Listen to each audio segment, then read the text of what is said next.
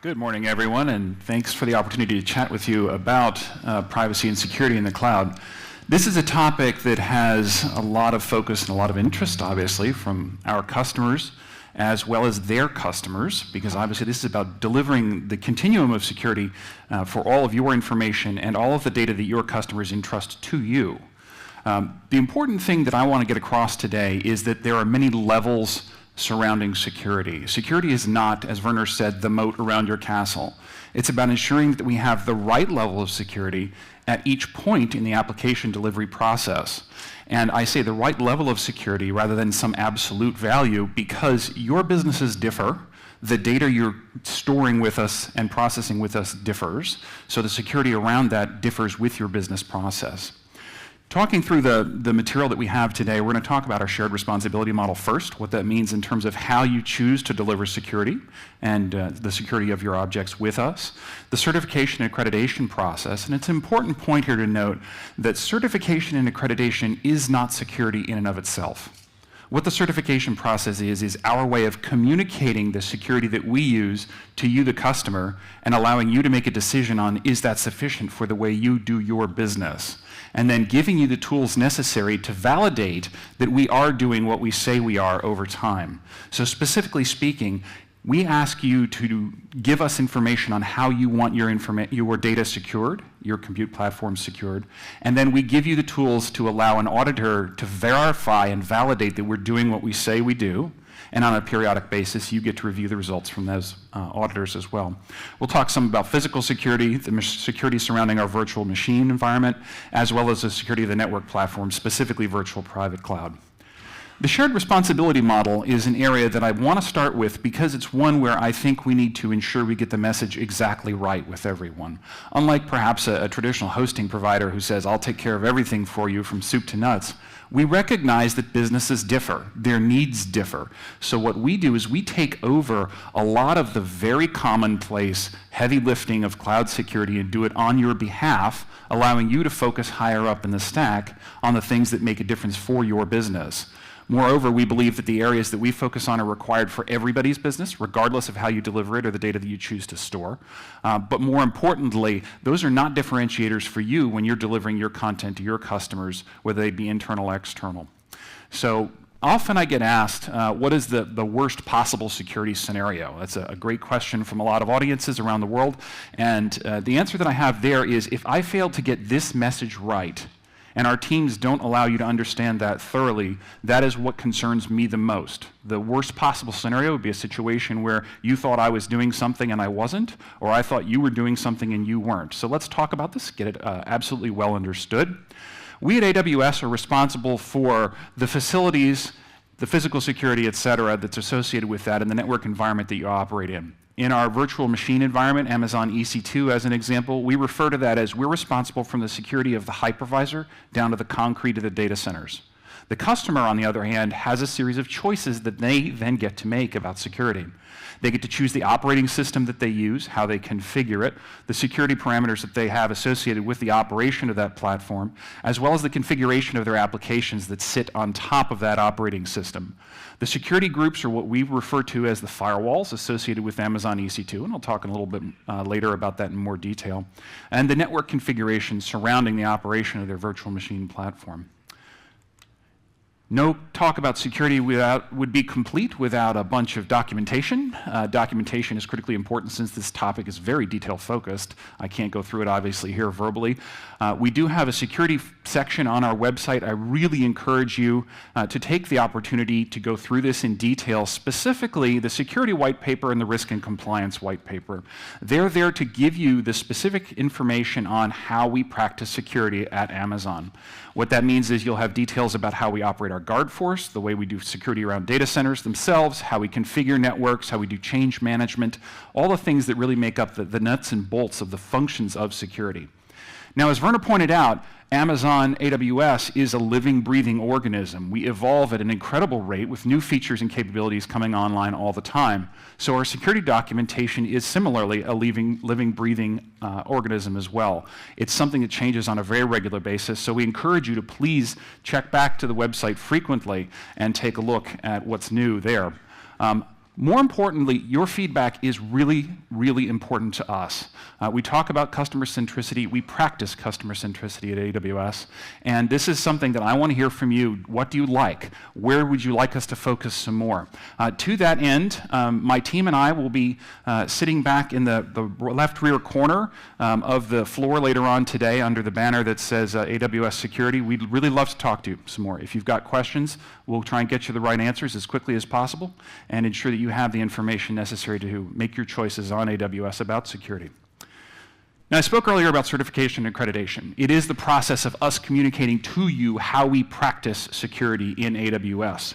Now, certification and accreditation documentation, processes, and evaluations are not universal around the world, just like human language is not universal around the world. So we have a series of different certification and accreditations that are available that apply to different regions of the world. For instance, the SOC 1 or SAS 70 Type 2 audit is North American-centric in nature. The ISO 27001 is more global in nature, and that's one that our European customers especially have pushed us to adopt.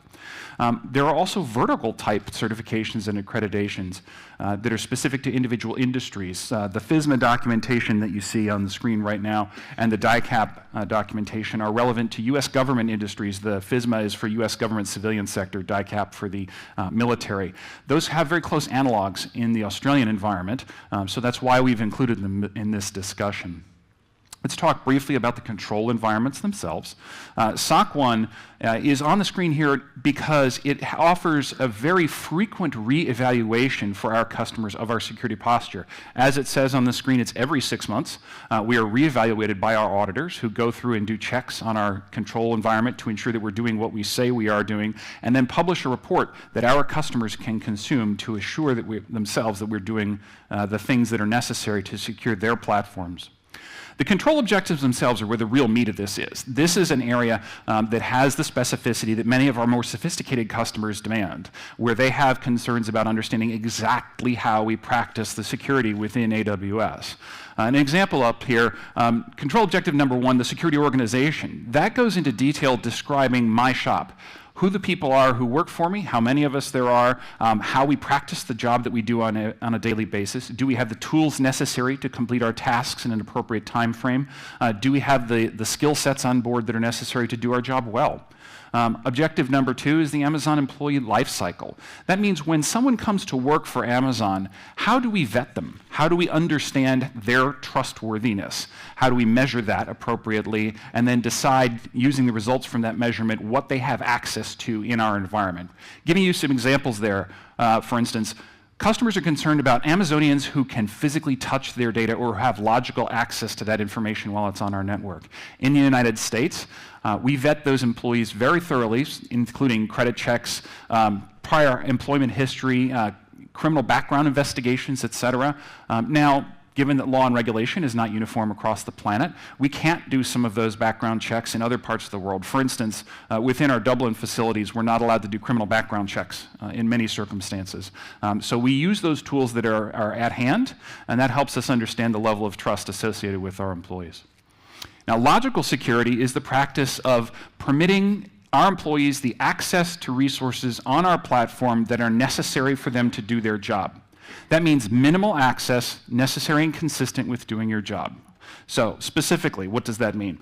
I work for Amazon EC2 as an example, as a systems engineer. I need to access machines that have customer data on them as part of my job. And so to do so, I log into my corporate desktop that sits on my desk at work, and I want to progress to touch those machines that hold customer data. Well, for one, we don't use one contiguous network that goes between the corporate desktop and the customer information. There's a separate network that EC2 operates on, the control plane network.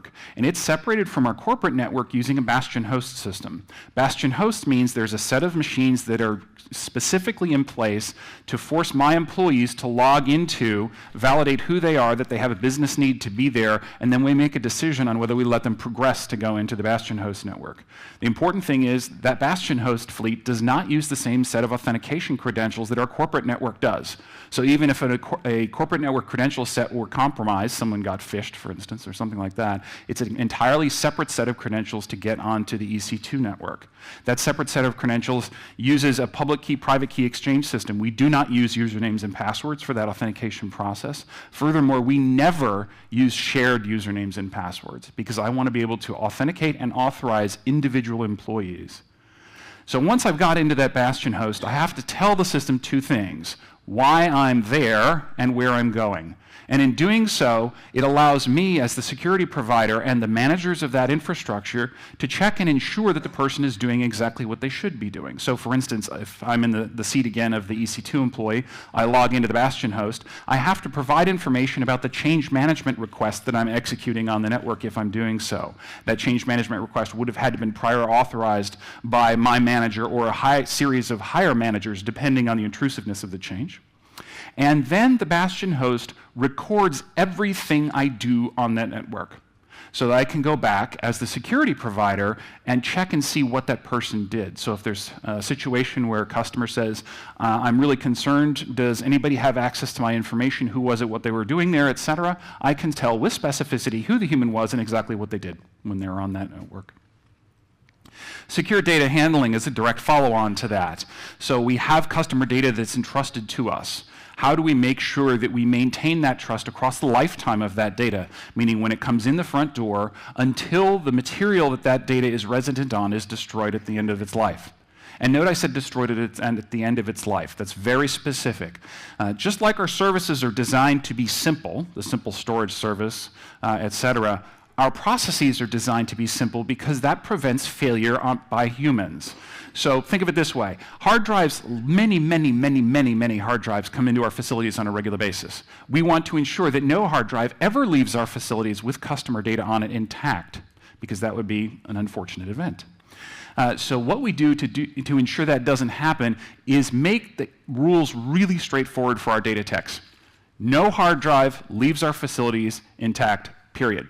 That way they can make a really easy decision. Oh, this hard drive is not shredded, therefore it shall not leave. So what do? We actually degauss every hard drive using an NSA-approved degausser, and then we shred or otherwise destroy the hard drive before it leaves our facilities. Otherwise destroy means in some circumstances we punch big holes in it, as opposed to shredding it, because that's more appropriate for smaller, lower volume environments.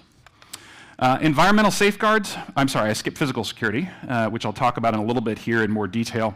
But environmental safeguards are about heating, cooling, air conditioning, temperature, or humidity control within the data centers. A very mundane area, but obviously one that's very critical when you've got lots of computer systems that depend on being the right temperature so that they function well. Change management is ensuring that our employees understand exactly how they're supposed to continuous deploy to our environment. So continuous deployment, as spoken about earlier, is a really interesting way of operating. It's the concept that we don't have a specific maintenance interval where we put out a specific patch onto our fleet. We operate a worldwide fleet that's available all the time. So the continuous deployment model rolls over into the change management process, and it's a procedure system where we have a very rigorous set of constraints and controls around how people can introduce new software into the environment.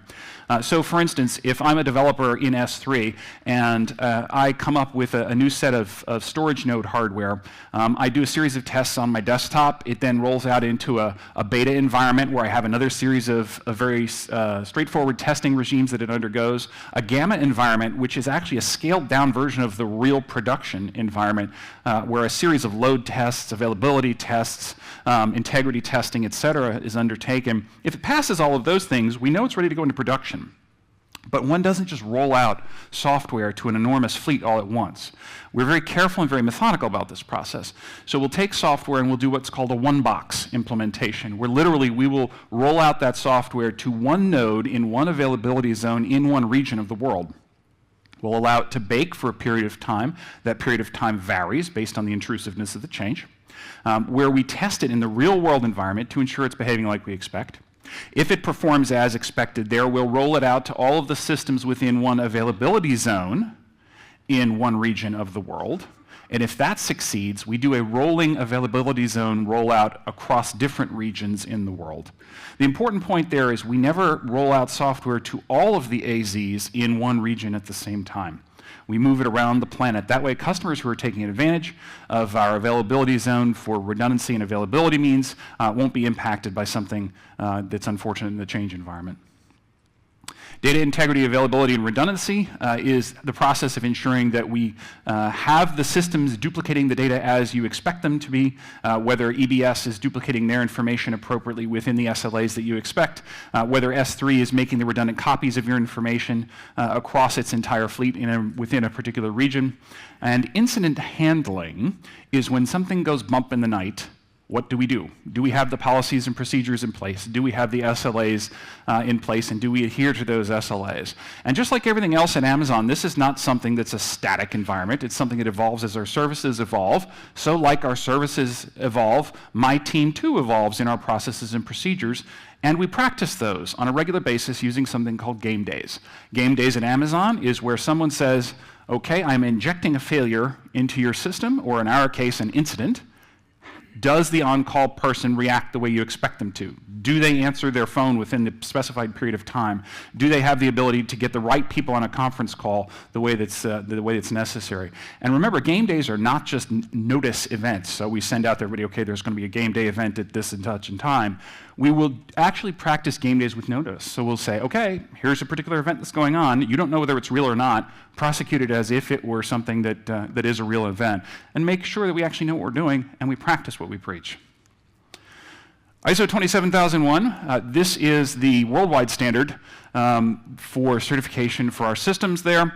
It is something that I focus on here because it is a much more prescriptive standard than the SOC 1 that we started off with.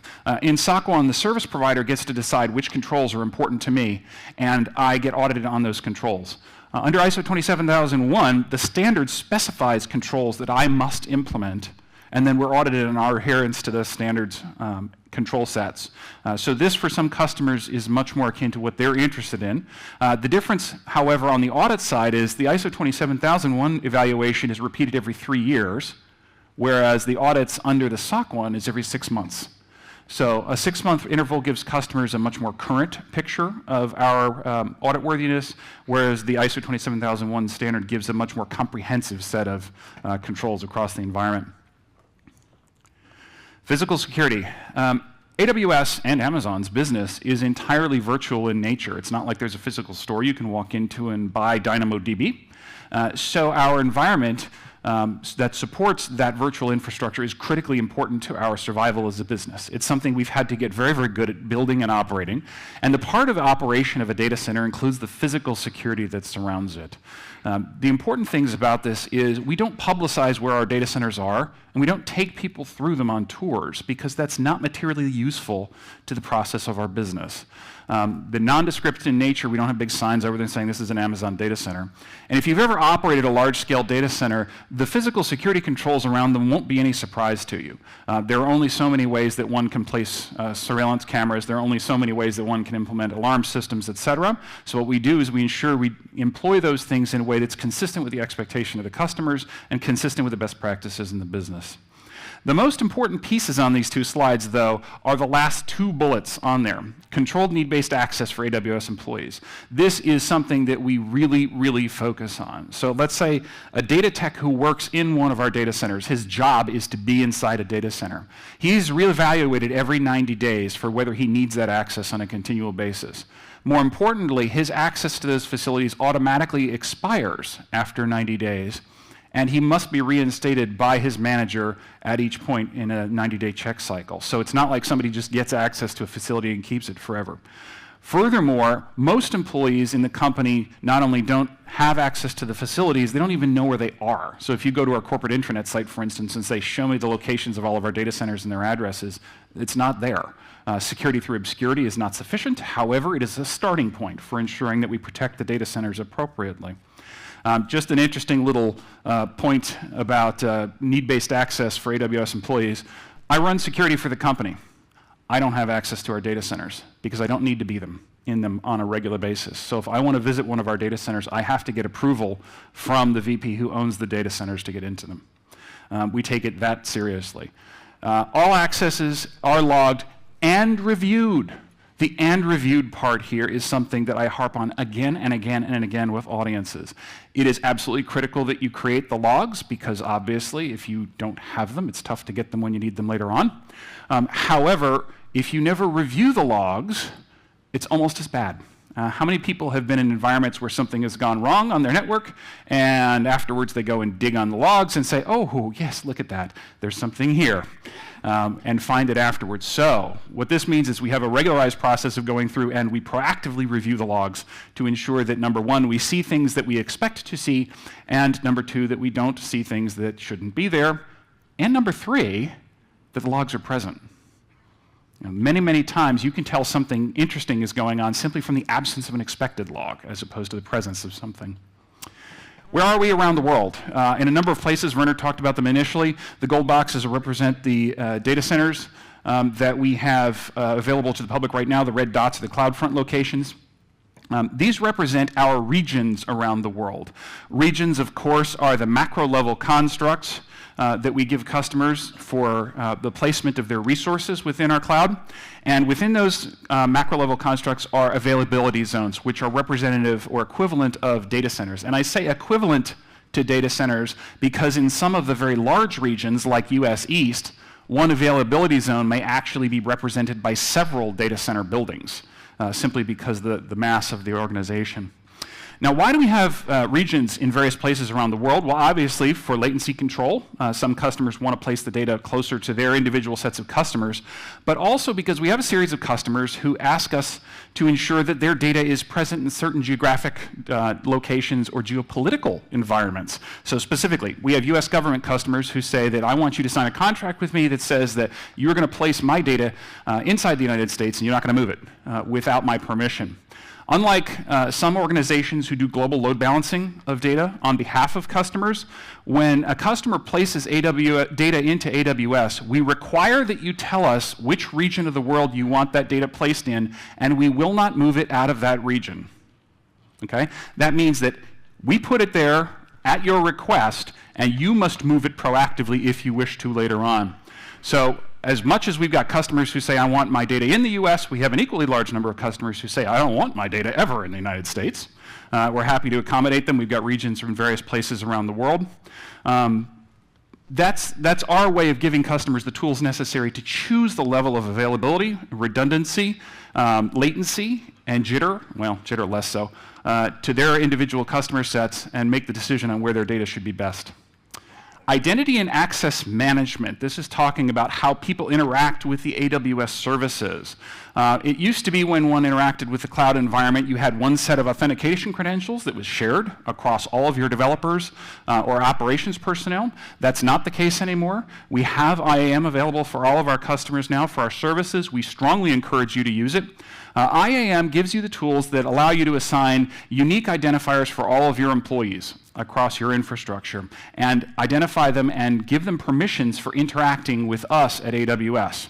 So practically, what does that mean? That means I can take a group of individuals who are responsible for interacting with S3, our storage system, and give them a series of credentials that are unique to those human beings. There could be people who are in a test group, the development group, and the administrative group. They have different rights to do different things with data.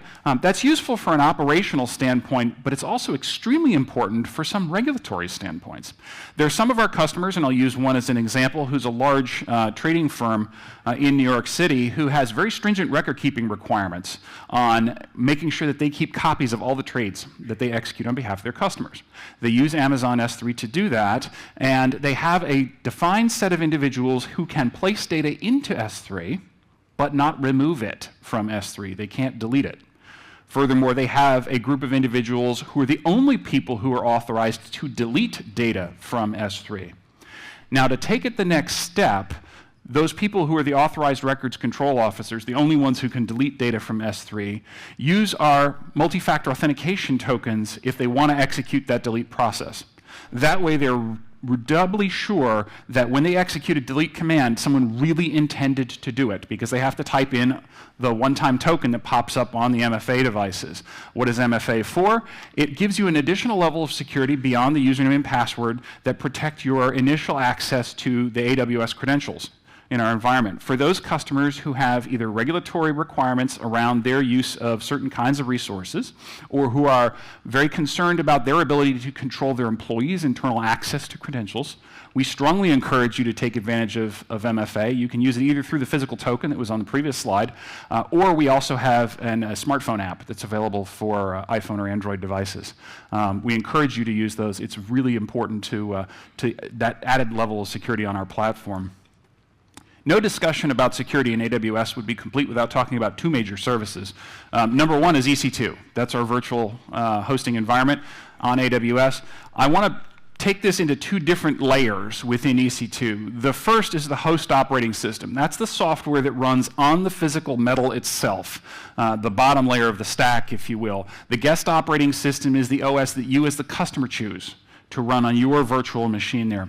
On the host operating system, as I talked about before, all of our employees have individual SSH-keyed logins. Again, no shared usernames or passwords anywhere. They have to go via the Bastion host where we check and ensure that they're doing what they're supposed to, as well as record what they're doing on the network there. That's the all accesses are logged and audited portion of that bullet point there.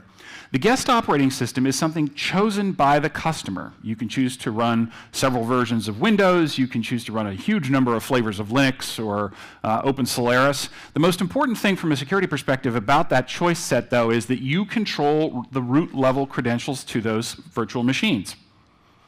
So think of that as a little bit different than a traditional hosting environment where maybe the hosting provider has root access to your virtual machines. We don't. When we generate the initial login credentials for you and you retrieve the private key portion of that SSH pair, we don't keep it.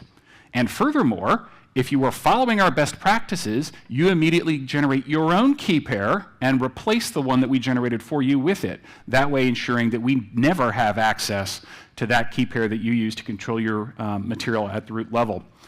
This can sometimes be a little bit awkward when it comes to customer support. Some customers will call up and say, hey, I'd like you to log into my virtual machine and help me troubleshoot it. Since we don't have accounts and we don't have access to it, we have to say, I'm sorry, I can't do that unless you provide me with an account to log into those virtual machines. Firewall. Every virtual machine on our environment has a mandatory inbound firewall. Like Werner said before, moats, not so much anymore, not terribly useful. We believe that security should be present at every layer in a computing environment. So every layer means the data itself, the application, the operating system, the virtual machine, the network infrastructure should each have appropriate implementations of security that give you the controls necessary to limit access to those people who should be accessing your data. It's mandatory on all virtual machines, and it's closed by default, meaning you have to open it up to those ports and those IP addresses that you need to have access to your material.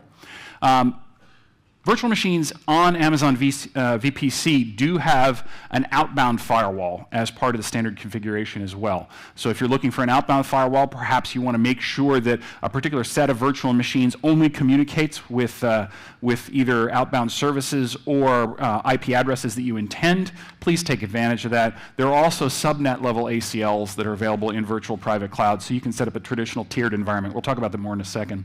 All of your API call interactions with us, save a few, must be signed by an X509 certificate or your Amazon private key pair.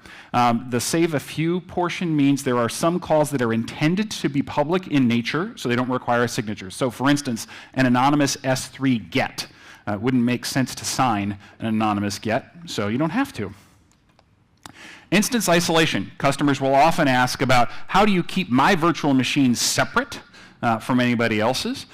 We use a modified version of the Xen hypervisor for separation and segmentation. And furthermore, we have our own custom firewall and disk driver platform that's inserted after that, and I'll talk about the disks in a moment here. The important thing about the firewall, though, is unlike some virtualization environments where the firewalls are outboard of the virtual machines, the firewall here processes every packet that comes off of every virtual machine on the Amazon EC2. So one instance that's on the same physical hardware as another instance, their packets must pass through the firewall and be evaluated prior to transmission to that second instance. It does keep them separate. Memory and disk protection in virtual machines is something that's near and dear to some people's heart. This is about when I write data to the ephemeral drives that are attached to an EC2 instance, Can somebody come in later on and read them after I've left? The answer there is, of course not. We go to great lengths to ensure that doesn't happen. We have a proprietary disk management layer that sits in between the virtual machine and the physical infrastructure on which it rides, which ensures that the only disk blocks that we hand back to you are those that you wrote. Now, interestingly, you as a customer, if you so choose, can see this in action. The first time that you write or read to a disk block on an ephemeral drive, you will note that the latency is slightly higher than subsequent writes or reads to it. That's because we're sanitizing that block on the disk before we hand it to you. People say, why are you doing that on first read? Why not after the machine terminates the first time? Well, if you think about the failure modes associated with termination processes, you could never be sure if that erase completed properly. Maybe the machine failed just as it was starting or halfway through. If we do it right before we hand you the block, we ensure that that block is zeroed before it's given to the next customer.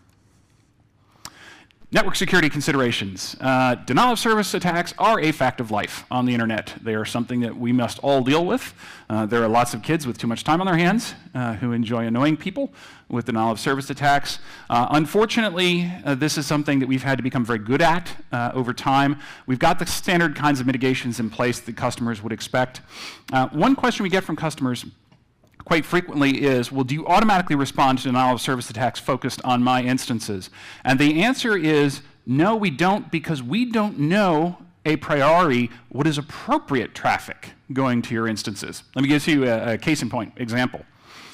We had a customer who had a very large spike in traffic going to an inbound set of instances after Michael Jackson passed away. We thought perhaps this is a denial of service attack. We started looking into it a little bit. What we found out was his record label had set up a Michael Jackson tribute site on AWS, and of course, since it's self-service, they could do that without talking to us. The net result would have been, if we had reacted automatically and blocked that inbound traffic spike, we would have blocked completely legitimate traffic to a customer. So we have to be very careful about how we employ mitigations. Those customers who have premium support with us do have the option of engaging us for denial of service traffic mitigation, but most importantly, any customer can engage with our solutions architects to design their infrastructure to be resilient to denial of service attacks, meaning that if you properly employ things like elastic load balancers, auto-scaling groups, et cetera, you can swallow denial of service attacks without bringing down your site. Man-in-the-middle attacks. All of our endpoints for our APIs are protected by SSL. Please use them. We have SSL there for a reason. That protects against layered attacks or replay attacks in some cases. Please use that facility. We do make it available for everybody. IP spoofing is prohibited at the OS level. IP spoofing means you're trying to generate traffic pretending to be somebody else. It doesn't work. We know what the IPs, the MAC addresses, et cetera, should be associated with your virtual machines because you told us them when you started the machines. If something else comes out of that, we block it, and if enough of them come out of it, you raise alarms with us, we become annoyed, and then we're going to go talk to you. Port scanning doesn't work. There are certain types of malicious behavior coming from virtual machines that we detect automatically and that we block automatically. So for instance, if your virtual machine is SSH brute forcing other people, we will identify that activity automatically, block it, and then go and talk to you and ask why. Okay, what if I want to run a penetration testing business using Amazon EC2? Guess what? There are many out there doing that right now. We have a procedure in place where customers can contact us. In fact, it's the second link down on the Security Center on the left side, marked penetration testing. Fill out a form. We validate that you are indeed a customer and that you are planning on running penetration tests against assets that you own. And then we will whitelist those assets for a period of time to ensure that our automated systems don't react negatively and shut you off for what is potentially, legitimate traffic.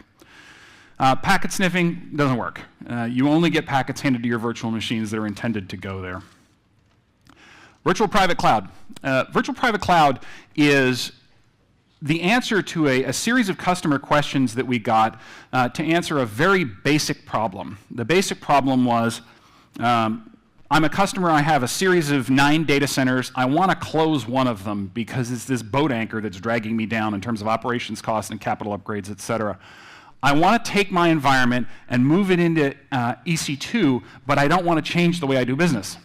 I want to use the same operations software. I want to use the same network configuration. I want to use the same IP addresses. I just want to shift it over wholesale. So VPC allows you to do that. You can create your own networks within VPC. You can choose your own IP addresses, little known trivia point. You can use Amazon.com IP addresses if you want to within VPC. It'll work. It's not going to cause us any problems. Of course, you won't be able to route out to the rest of the planet, but if you want to do it, you can.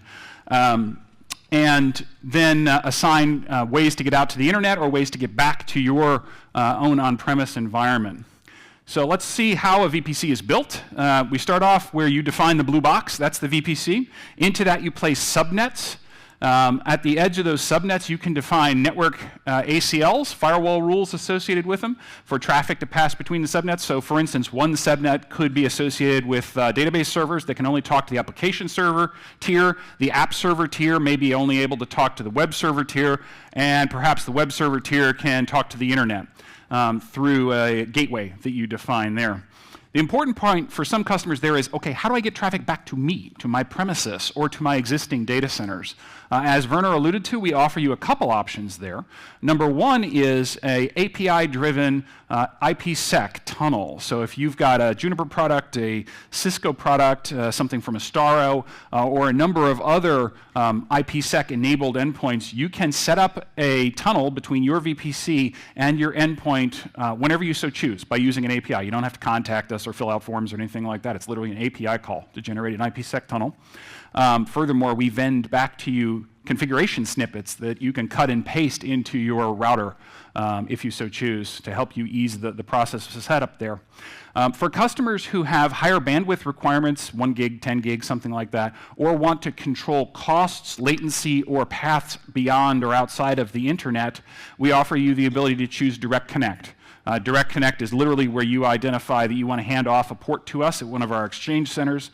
We will then directly link that port to your VPC so that your traffic can go back over Metro Ethernet or whatever other connectivity choice that you so choose.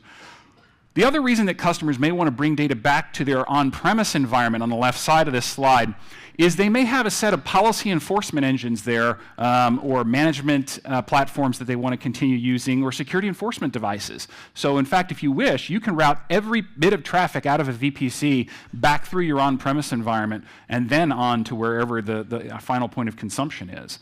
Some customers like to do that. Others elect to go out to the internet via VPC, taking advantage of our networks and our platform. This slide gives you a graphical depiction of the different layers of control. The purple boxes are the customer's instances or virtual machines. The sort of salmon-colored layer on the screen, it used to be red, represent the firewalls, the security groups, where we enforce the rules that you tell us about what packets can flow in what directions. The orange layer is the network ACLs. That's where you decide where packets go across your network. And then the routing tables link things to the internet gateways or VPN gateways so that your traffic can make it to the outside world or back to your premise.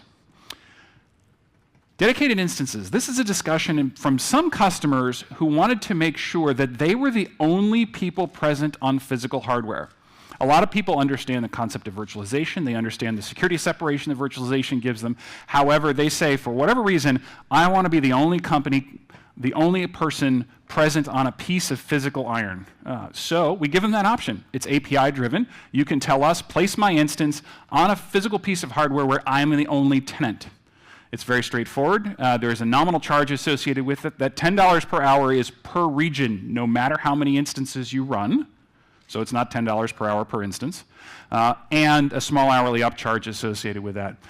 You can identify individual instances to be dedicated or non-dedicated, meaning you can choose some of your fleet to be running as dedicated instances. Some of the fleet you can have be in our shared environment. Or you can define an entire VPC as dedicated only. That allows you, if you have a policy enforcement control that you want to implement, to do so using VPC.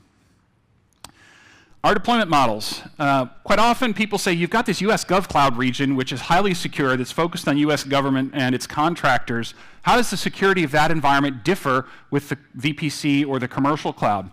The answer there is very straightforward. The only security operational difference between the US GovCloud region and all of our other infrastructure is that the people who operate the US GovCloud region are US persons. meaning US citizens or green card holders. There is no difference in the security functionality between any of those services. So it's important to note that all of our customers get to take advantage of the security that we have to provide for the highest sensitivity customers. With that, I thank you for your time. I encourage you to visit the website that's on the screen there. And more importantly, if you have questions and would like to talk to us some more, in the back left corner, you will find my team and me, and we'll be happy to talk to you. Thanks a lot.